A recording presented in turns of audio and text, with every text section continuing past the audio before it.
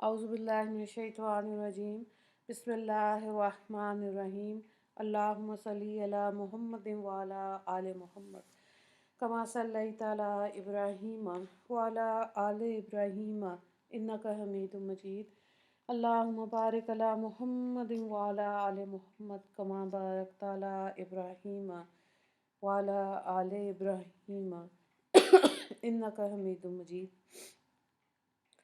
रब इश्रह ली सदरी व यस्सिर ली अमरी वहलुल उक़दतम मिन लिसानी यफ़क़हू क़ौली रब्बना ज़िदना इल्मा या मुक़ल्लिबुल क़ुलूब सब्बित क़ल्बी अला दीनिक आमीन।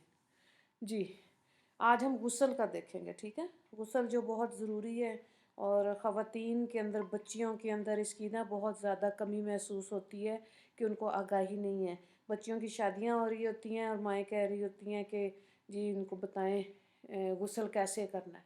तो बात ये है कि हर महीने भी तो पाकी हासिल कर रही हैं ना, गुस्ल कर रही हैं, लेकिन ये ऐसी बुनियादी चीज़ है जो आपने पहले दिन नजासतों का पढ़ा है, तो उसके उसी से रिलेटेड बात है कि दीन में इन चीज़ों का इल्म हासिल करना ज़रूरी है और उसके मुताबिक ही ज़िंदगी गुजारें। तो गुस्ल का मसनून तरीका देखें। गुस्ल करने वाले को चाहिए कि पहले अपने हाथों को गिट्टों तक धोए, फिर इस्तंजा करे। इस्तंजा क्या होता है? अपनी शर्मगाहों को अच्छी तरह धोना। फिर हाथ और इस्तंजे की जगह पर नजासत हो या ना हो, फिर बदन पर जहाँ नजासत लगी हो वो पाक करे। ठीक है यानी कि ये धोना ज़रूरी है और फिर वज़ू करें। ठीक है, वज़ू के बाद 3 मरतबा अपने सर पर पानी डालें, फिर 3 मरतबा दाएं कंधे पर, 3 मरतबा बाएं कंधे पर, इस तरह पानी डालें कि सारे बदन पर पानी बह जाए। ये है गुस्ल। ठीक हो गया। और ज़ाहिर है इसका अजर सवाब भी बहुत ज़्यादा है।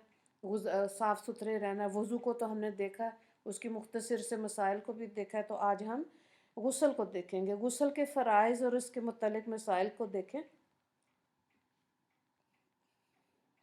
गुस्ल में 3 चीज़ें फ़र्ज़ हैं। नंबर 1, कुल्ली करना, पूरे मुंह में पानी पहुंच जाए।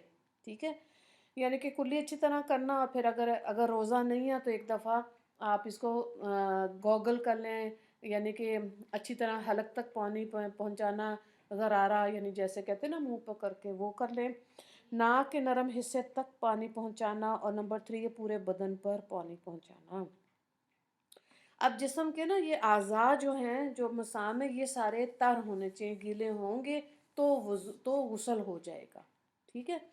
अच्छा, अब यहाँ पे देखिए जो थोड़ा से आगे बयान किए गए हैं वो उसको मैं आपको पढ़ती हूँ। आप देखें कि पूरे बदन पर अच्छी तरह हाथ फेर कर पानी बहाए ताकि सब जगह अच्छी तरह पानी पहुँच जाए, कोई जगह खुश्क ना रहे। गुस्ल हो गया। जब पूरे बदन पर पानी पहुँच जाए और कुल्ली कर ले, नाक में पानी डाल ले तो गुस्ल हो जाएगा, चाहे गुस्ल की नीयत की हो या नहीं की हो। लिहाजा कोई अगर बारिश में खड़ा है या ठंडक हासिल करने की गर्ज से हौज़ में उतर गया और इसका पूरा बदन भीग गया, कुल्ली भी कर ली, नाक में पानी डाल लिया, गुस्ल हो गया। अगर पूरे बदन में बाल बराबर भी कोई जगह खुश्क रह जाए तो गुस्ल नहीं होता। ठीक है, सिर्फ खुश्क जगह को धो ले। फ़क्त हाथ फेर लेना काफ़ी नहीं, बल्कि थोड़ा पानी लेकर इस जगह बहा ले। अगर कुल्ली करना भूल गया तो अब कुल्ली कर ले। इसी तरह अगर नाक में पानी नहीं डाला तो अब डाल ले। गर्ज ये कि ये जो चीज़ें रह गई हों अब इसको कर ले, नए सिरे से पूरा गुस्ल करने की ज़रूरत नहीं है। फिर अगर बालों या हाथ पाँव में तेल लगा हुआ है, बदन पर पानी अच्छी तरह ठहरता नहीं बल्कि पड़ते ही ढलक जाता है, तो इसमें कुछ हर्ज नहीं। जब पूरे बदन और सर पर पानी डाल लिया तो गुस्ल हो गया।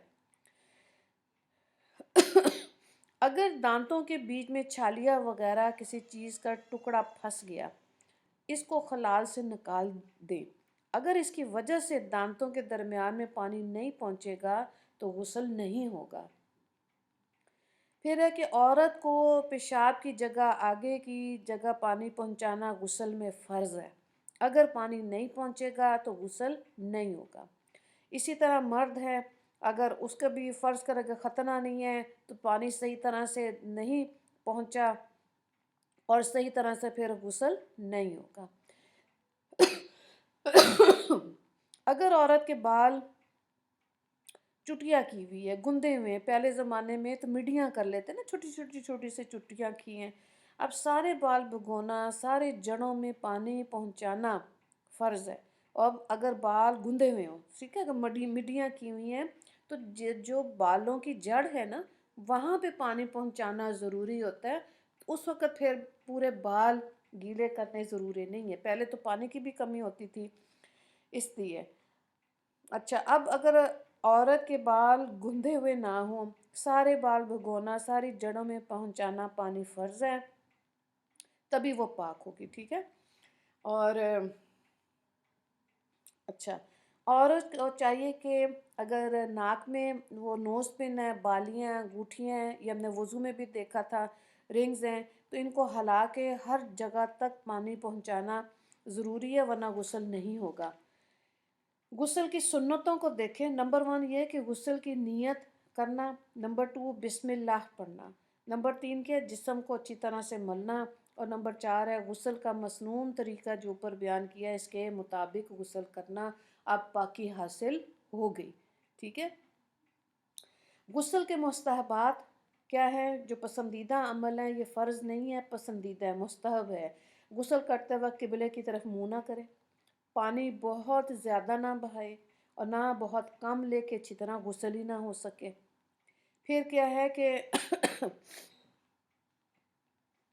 اچھا، غسل کرتے وقت باتیں نہیں کرنی۔ غسل کے بعد کسی کپڑے سے اپنا بدن صاف کر لیا، ٹھیک ہے۔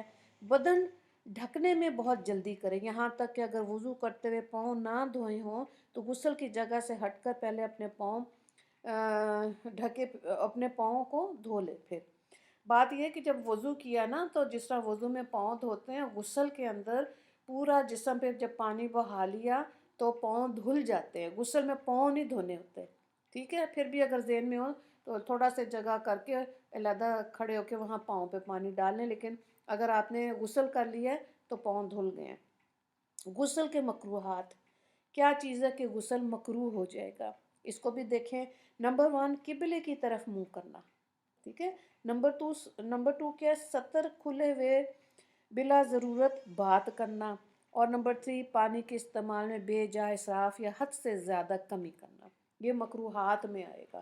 اتنا پانی ہونا چاہیے، اور آپ یقین کریں کہ علماء کرام نے آدھے گلاس پانی سے وضو، اور 2 یا 3 مگ ہوتے ہیں نا اس سے غسل ہو جاتا ہے۔ پانی کا اسراف منع ہے۔ یہ تو آج کے زمانے میں پانی نلکا کھلتا ہے یا بالٹیاں بھر بھر کے نہاتے ہی رہتے ہیں، جن چیزوں سے غسل فرض ہو جاتا ہے، ٹھیک ہے۔ یہ سمجھ آ گیا، یہاں سے غسل ہو گیا۔ اب کون سے ایسے کام ہیں کہ غسل کرنا انسان پر فرض ہو جاتا ہے، یہ سمجھنا ضروری ہے۔ طریقہ تو آپ نے دیکھ لیا نا کہ کیسے غسل، اس کو آپ آگے ضرور بتائیں۔ غسل کی جو اہمیت ہے نا یہ بے حد اہم ہے، اور اگر اس کی احتیاط نہیں کریں گے تو اس کا عذاب بھی زیادہ ہے۔ تو بہرحال غسل ایسی ناپاکی ہے جس سے نہیں ایسی ناپاکی جس سے غسل فرض ہوتا ہے، اسے حدث اکبر کہتے ہیں۔ حدث اکبر 4 اسباب ہیں۔ نمبر 1 جیسے عورتوں کے اندر کیا ہوتا ہے؟ حیض سے پاک ہونا۔ اب جب وہ پاک ہوگی تو وہ غسل کرے گی، اور طریقہ یہی ہے جو بھی بتایا، ٹھیک ہے۔ اب ہم وہ دیکھ رہے ہیں وہ کون سے موقع ہیں جب یہ غسل کرنا ضروری ہو جاتا ہے۔ نمبر 2 نفاس سے پاک ہونا۔ نفاس کیا ہے؟ بچے کی پیدائش پہ جو خون ہوتا ہے، کہ جب پاکی حاصل ہوگی تو غسل کر کے اپنی نمازیں شروع کر دیں۔ اللہ ماشاءاللہ ہمارے ہاں نفاس کیا ہے، چھلا کیا ہے؟ 40 دن، 40 دن عورت ناپاک رہتی ہے۔ اگر 10 دن 15 دن کے بعد پاکی حاصل ہو گئی ہے تو غسل کریں اور اپنی نمازیں شروع کریں، ٹھیک ہے۔ 40 دن تک ناپاک نہیں رہنا ہوتا۔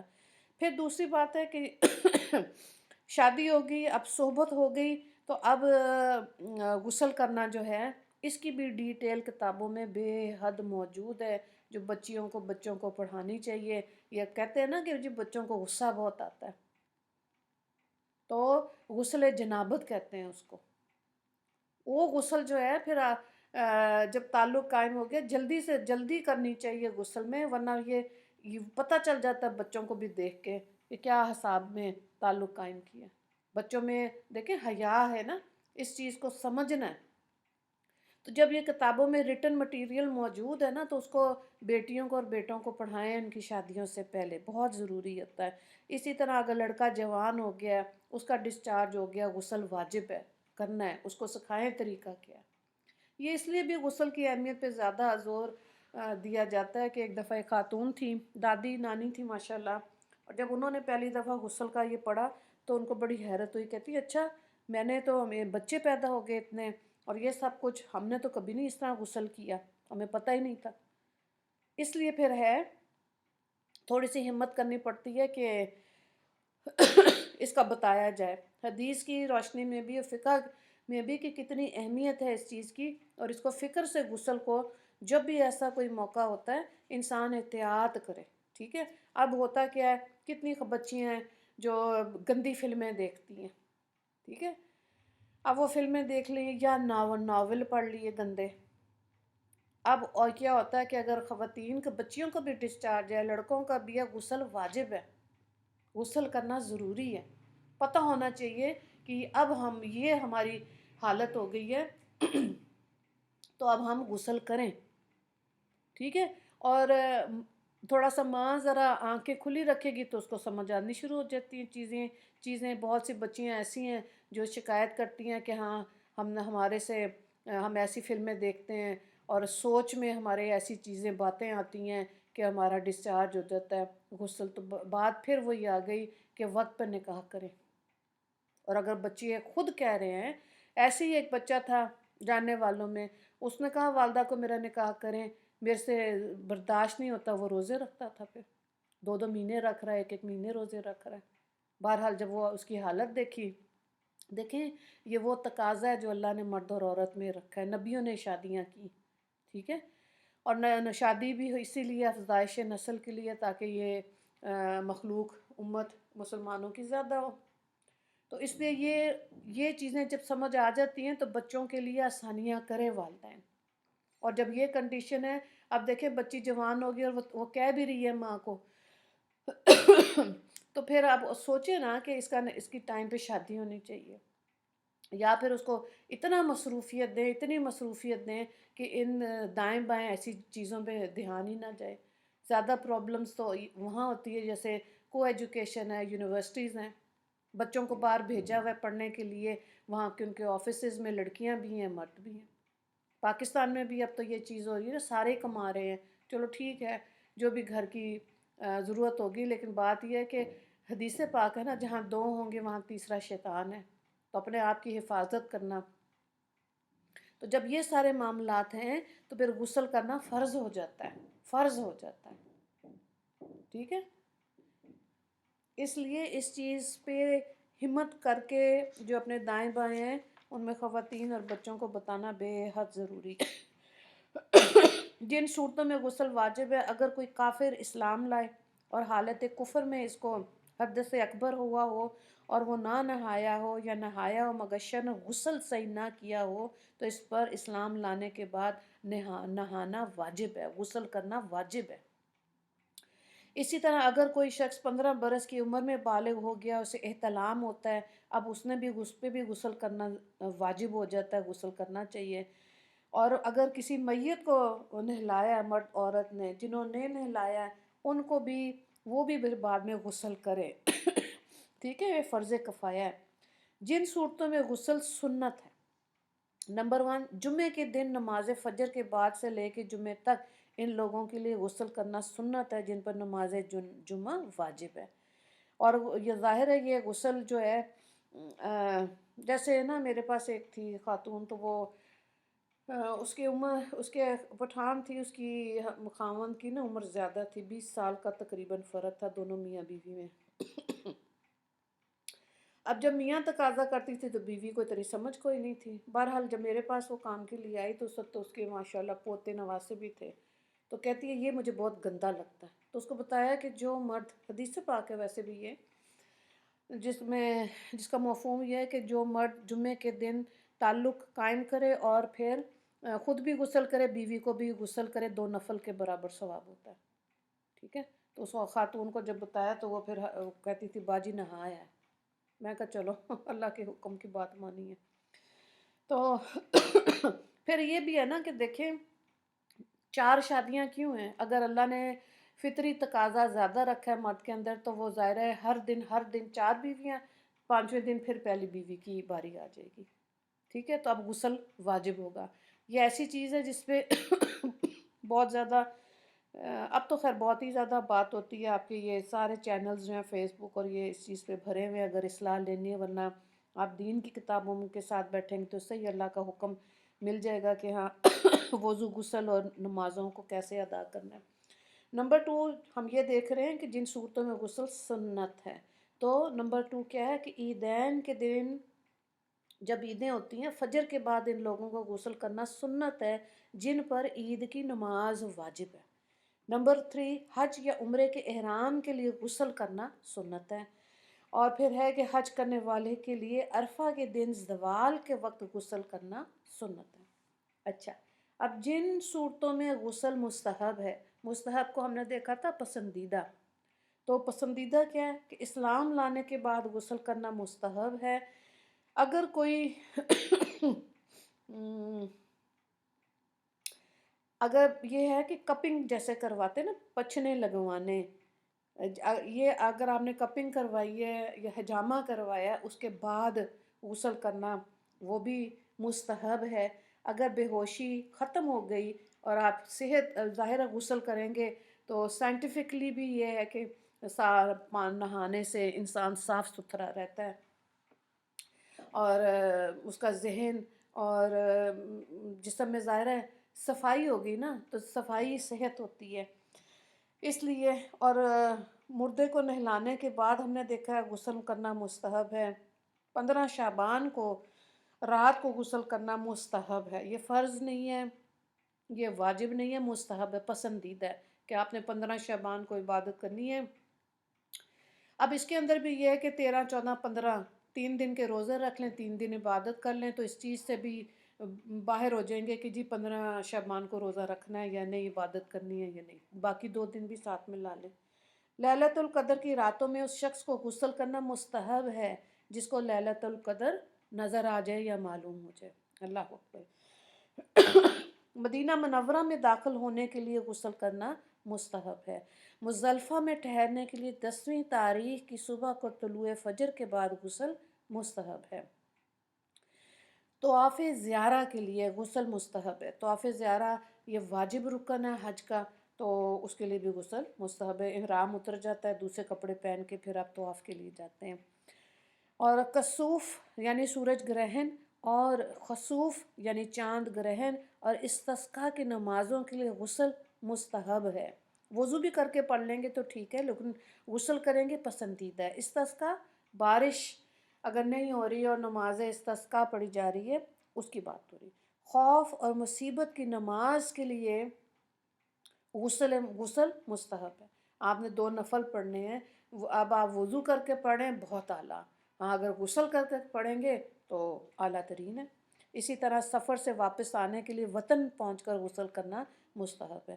یہ تو خیر آپ دیکھتے ہیں کہ آپ ٹریولنگ کریں گو کہ بہت کمفرٹیبل ٹریولنگ ہو گئی ہے، موٹر وے پہ سروسز ہے سب کچھ، پھر بھی اگر آپ غسل کر لیتے ہیں نا، نہا لیتے ہیں تو بڑا اچھا فریش ہو جاتے ہیں نا.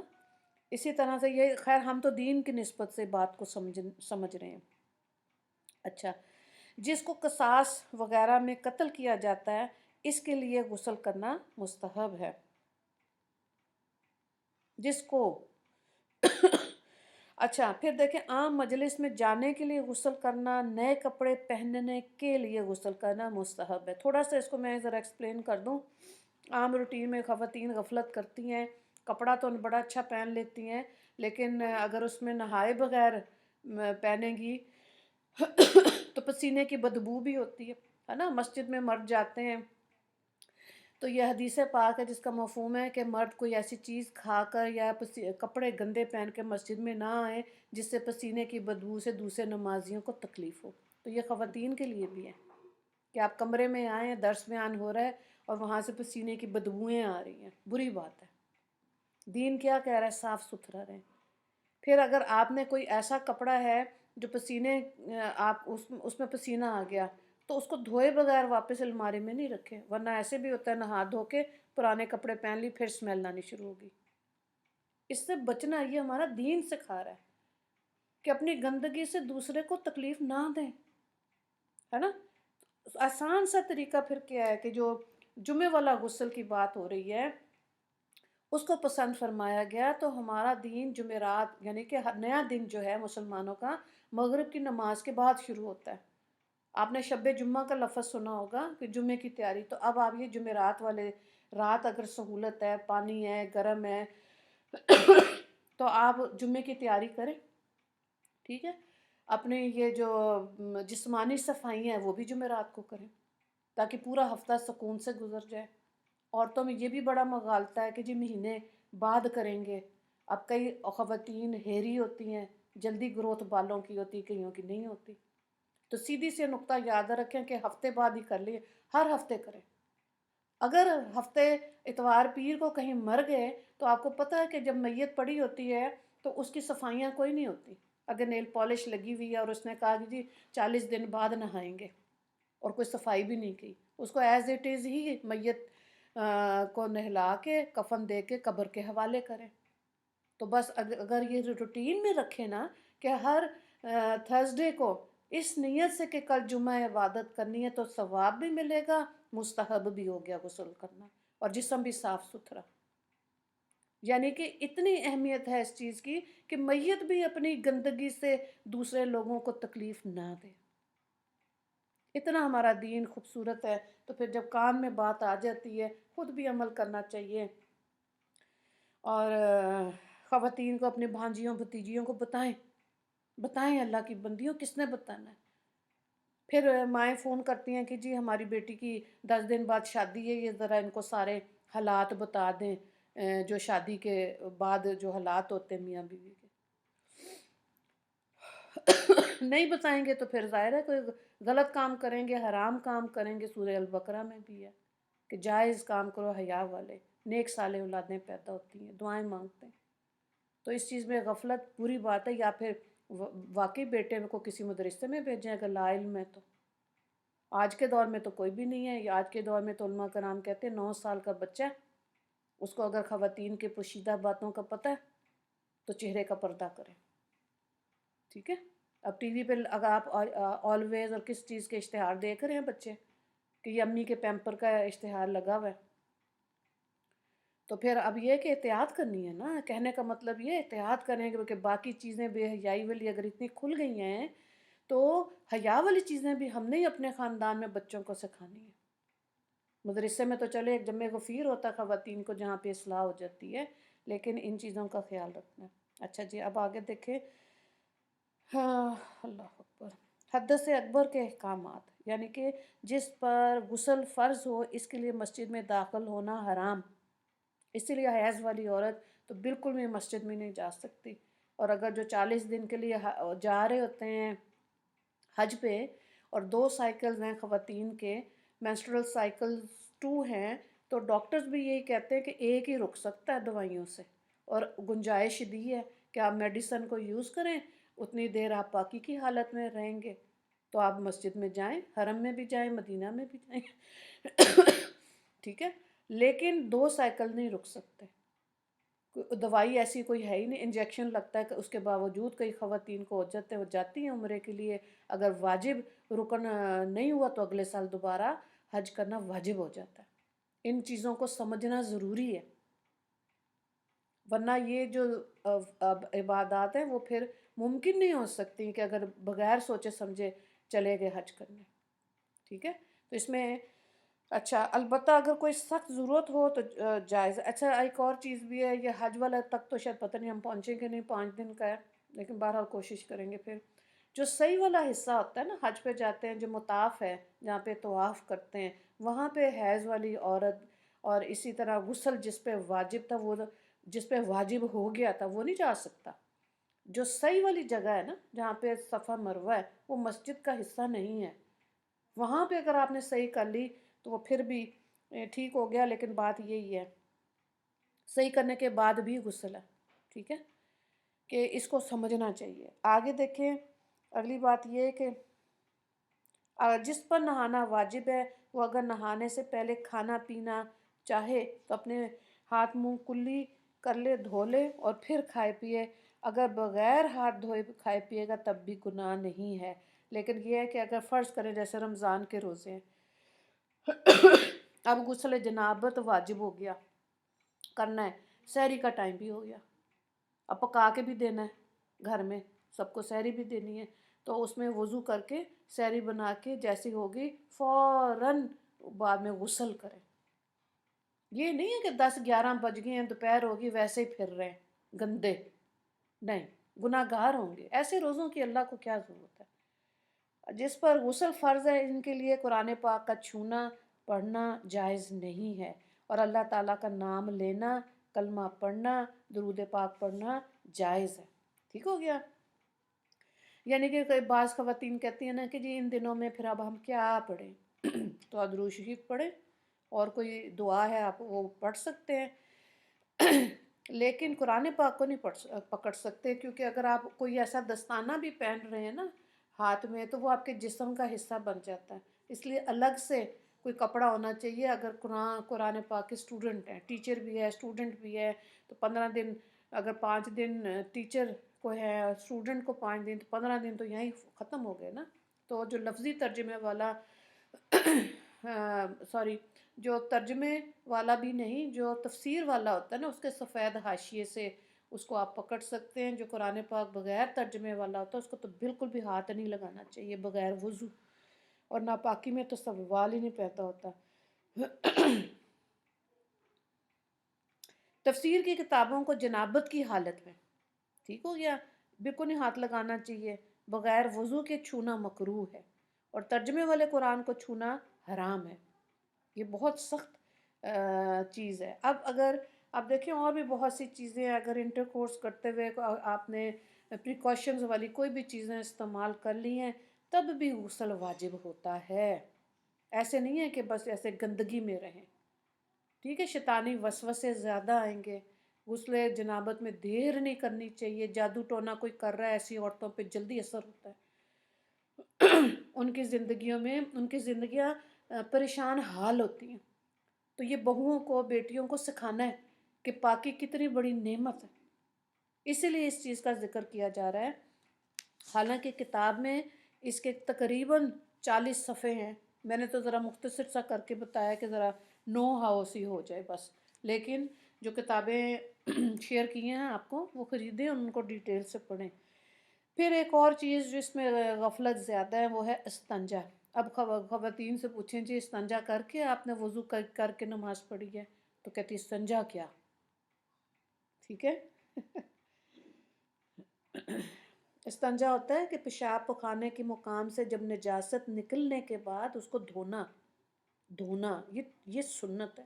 گو کہ پہلے وقتوں میں وہ ڈھیلوں کا استعمال، پتھر کا استعمال وہ بھی ہے، لیکن اب ہمارے بچوں کو تو نہیں کرنا، وہ بھی سنت عمل ہے کہ اگر آپ نے کوئی پتھر سے نجاست سے اپنی نجاست صاف کی ہے اور وہ پھیل گئی ہے تو اب کیا ہوگا، گندگی زیادہ ہے نا، تو جب پانی اور ٹیشو پیپر اویلیبل ہے تو اس کو استعمال کریں، بجائے اس کو کہ وہ تو ریموٹ ایریاز تھے، اس زمانے میں پانی کی کمی تھی تو اس چیز کو بھی شامل کیا گیا، بلکہ سنت عمل ہے۔ اسی طرح پیشاب یا پخانہ کرتے وقت قبلے رخ بیٹھنا، پیٹھ کرنا، منہ یا پیٹھ کرنا منع ہے۔ چھوٹے بچے کو قبلہ رخ بٹھا کر پیشاب پخانہ کروانا بھی مکروہ اور منع ہے۔ جب قضائے حاجت کے لیے جائے تو بیت الخلاء کے دروازے سے باہر ہی پہلے کیا کہنا ہے؟ بسم اللہ تو پڑھے نا، ورنہ تو ایسی جگہ پہ داخل ہونے کی دعا ہے اللہم انی اعوذ بک من الخبث والخبائث، بہتر یہ ہے کہ ننگے سر نہ جائے۔ یہ بھی حدیث کی کتابوں میں ہے کہ شیاطین ہوتے ہیں باتھ روم میں، ٹھیک ہے، وہ کوئی بھی غلط عمل اگر آپ دعا پڑھے بغیر ننگے سر خواتین چلی جائیں گی تو خسارہ ہو سکتا، ٹھیک ہے۔ الا ماشاء اللہ اب تو میں نے سنا ہے غسل خانے میں وہ LCDs لگی ہوئی ہیں، کرکٹ کے میچ دیکھے جاتے ہیں اندر بیٹھ کے، رسالے لے کے جاتے ہیں وہیں پر، اور بیٹھے فلش پہ وہ دیکھ رہے ہوتے ہیں، پڑھ رہے ہوتے ہیں ناولز اور سب کچھ۔ دیکھیں بازار اور قضائے حاجت والی جگہ، باتھ روم، لیٹرین، یہ وہ جگہیں ہیں جہاں پہ آپ اپنی ضرورت پوری کرنے کے بعد واپس آئیں فوراً فوراً۔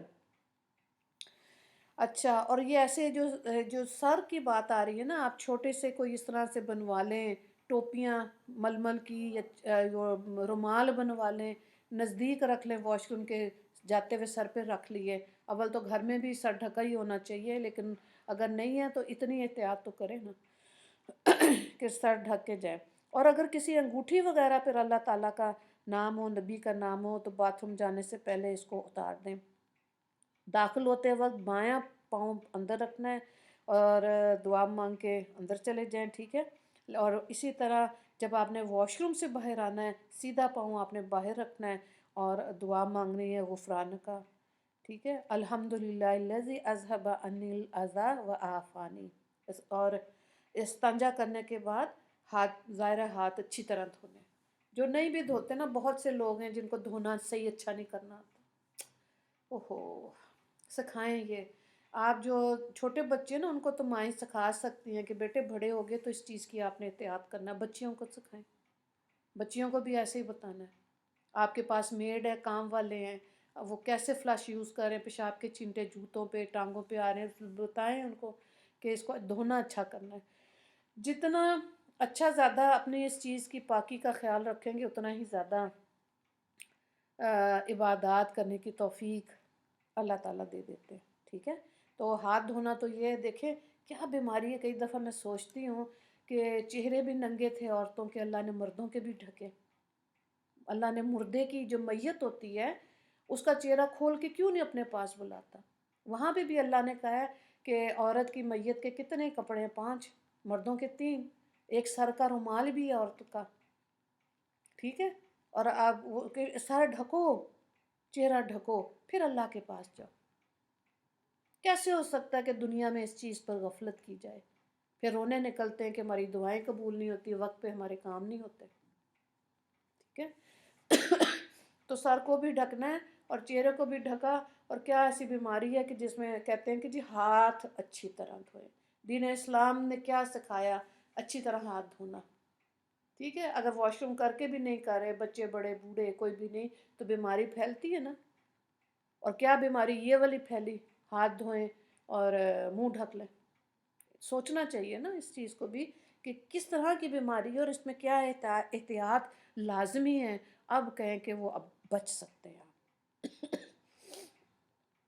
بغیر ضرورت کے کھڑے ہو کے پیشاب پخانہ کرنا، تمام کپڑے اتار کے برہنہ ہو کے پیشاب یا پخانہ کرنا، اور یہ سیدھے ہاتھ سے استنجا کرنا مکروہ ہے۔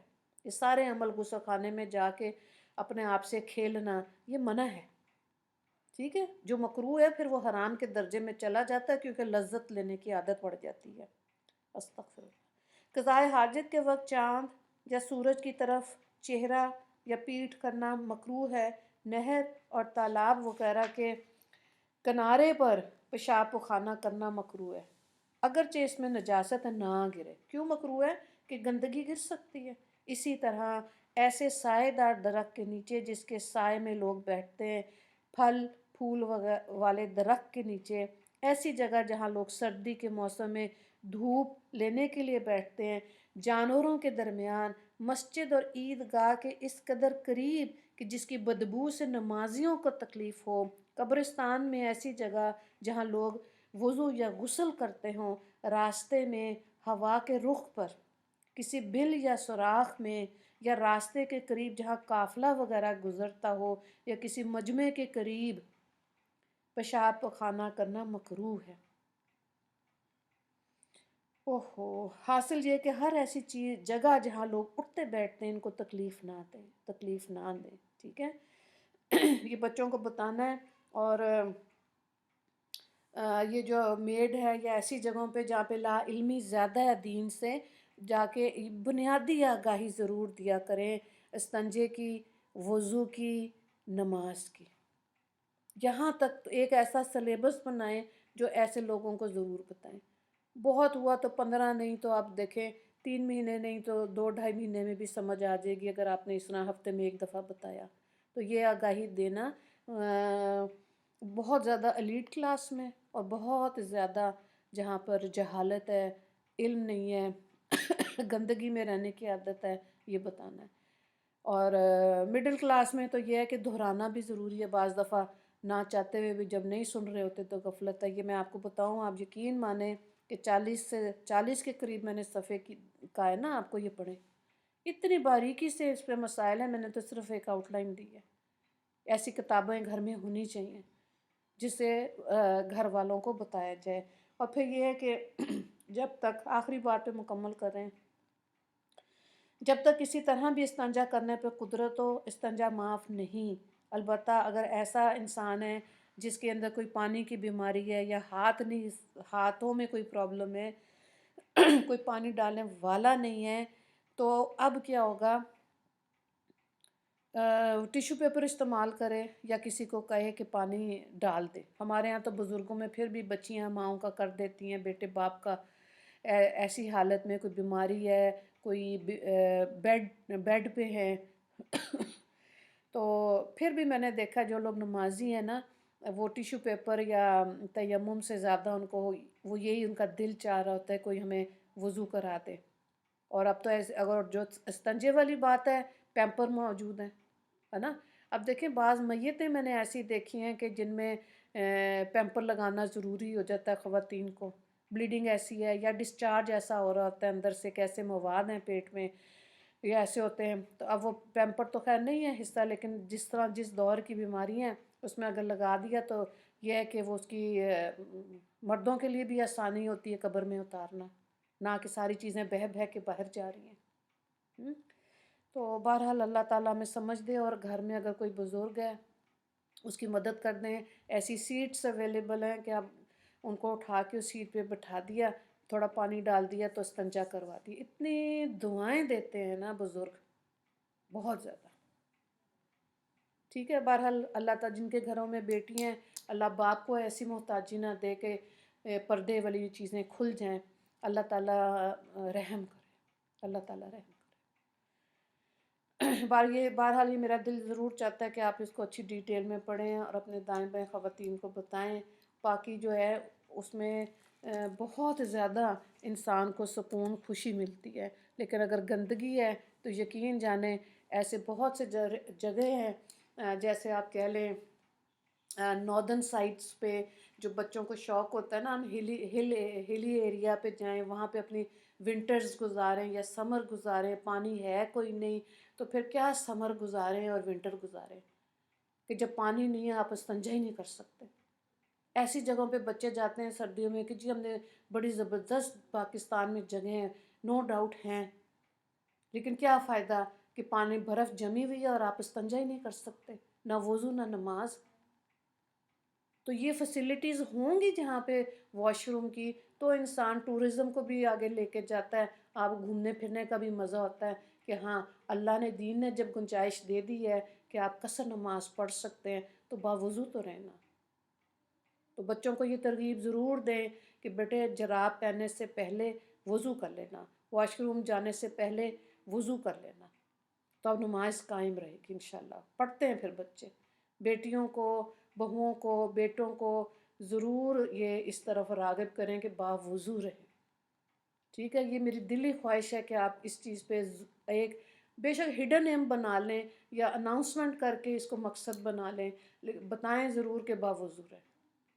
تبھی یہ جو آج نمازوں سے غفلت ہے، کاہلی سستی ہے، وہ اسی لیے ہے کہ پتہ نہیں استنجا کیسے کر رہے ہیں بچے، جوان بچے بچیاں کیا کر رہے ہیں، نجاست والے کاموں سے کیا غسل کر رہے ہیں کہ نہیں۔ ٹھیک ہے، تو یہ اور تیمم کا ہم پہلے بھی حدیث کی کلاس میں ہم کر چکے ہیں کہ تیمم کے طریقے کو دیکھ چکے ہیں، تو اس کو 6 مہینے بعد نہیں تو 1 سال بعد ریوائز کر لیا کریں، دیکھ لیا کریں کہ غلطی تو نہیں ہے، اپنی نمازوں کو ضرور سنا دیا کریں، دوسروں کو اصلاح کرا لیا کریں۔ وآخر دعوانا ان الحمد للہ رب العالمین۔ اللہم اغفر للمسلمین والمسلمات والمؤمنین والمؤمنات۔ السلام علیکم ورحمۃ اللہ وبرکاتہ۔